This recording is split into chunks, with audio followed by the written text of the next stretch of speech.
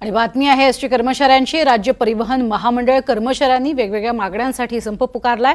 संपाचा आजचा दुसरा दिवस आहे। विठ्ठलवाडी आणि कल्याण बस डेपोतून लांब पल्ल्याच्या बसेस सोडलेल्या आहेत, तर ज्या प्रवाशांनी आरक्षण केलेलं आहे त्या बसच सोडल्या गेल्यात। आणि गणेशोत्सवासाठी ज्या बस बुक करण्यात आल्या आहेत त्यांचं देखील नियोजन करण्यात आलेलं आहे, अशी माहिती देण्यात आली आहे। विठ्ठलवाडी बस डेपोमधून आढावा घेतलेला आहे आमचे प्रतिनिधी अमजद खान यांनी।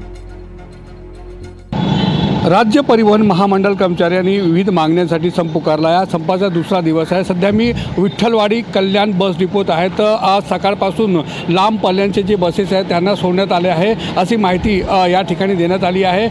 ज्या प्रवाशांनी लांब पल्ल्यांच्या ज्या प्रवाशांनी आरक्षण केलं होतं ते बस सोडले गेले आहे। तसेच गणेश उत्सवासाठी जे बस बुक आहेत त्यांचं देखील नियोजन आहे।